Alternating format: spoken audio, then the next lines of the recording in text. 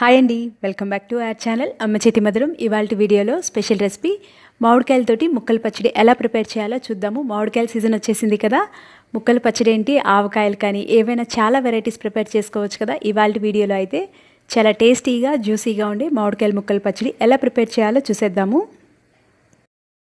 మామిడికాయని తీసుకొని దీన్ని బాగా క్లీన్ చేసుకొని తడి లేకుండా చూసుకోవాలి. తడిపోయేంత వరకు కొంచెం ఆరబెట్టుకున్న తర్వాత దీన్ని పీసెస్గా కట్ చేసుకుందాము. ముక్కలు పచ్చడి చేసుకుంటున్నాం కాబట్టి కొంచెం చిన్న పీసెసే కట్ చేసుకుంటున్నాను.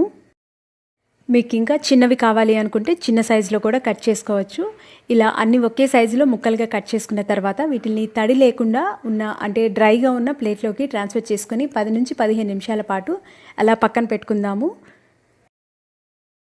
2 కప్స్ వరకు మామిడికాయ ముక్కలు యాడ్ చేసుకుంటున్నాను. కరెక్ట్గా మెజరింగ్ బౌల్తో చెప్పాలి అంటే 1 కప్పు మామిడికాయ ముక్కలు వచ్చాయి. నేను వేరే కప్తో యూజ్ చేస్తున్నాను కాబట్టి 2 కప్స్ అని చెప్తున్నాను. మెజరింగ్ కప్తో 1 కప్పే వచ్చాయి. ఇందులో 1/2 టేబుల్ స్పూన్ కంటే కొంచెం ఎక్కువగా సాల్ట్ యాడ్ చేసుకొని స్పూన్ తోటి బాగా మిక్స్ చేసుకుందాము. ఆయిల్ లేకుండా డ్రై రోస్ట్ చేసుకున్న మెంతులు, ఆవాల పొడి 3/4 టేబుల్ స్పూన్ వరకు యాడ్ చేసుకున్నాను. 1/2 టీ స్పూన్ ఫ్రై చేసి పెట్టుకున్న జీరా పొడి యాడ్ చేసుకున్నాను. కొంచెం పసుపు కూడా యాడ్ చేసుకుందాము.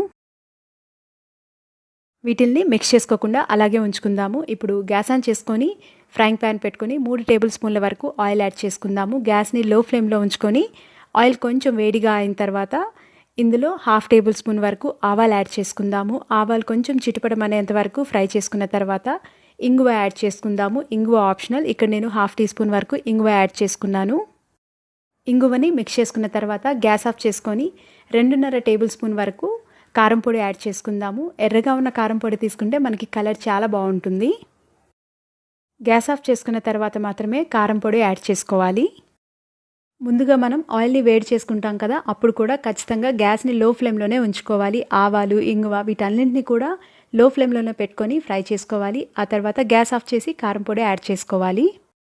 ఈ కారం పొడిని ఆయిల్లో బాగా మిక్స్ చేసుకున్న తర్వాత ఇది బాగా చల్లగా అయిన తర్వాత మాత్రమే మనం మామిడికాయ ముక్కల్లో యాడ్ చేసుకోవాలి.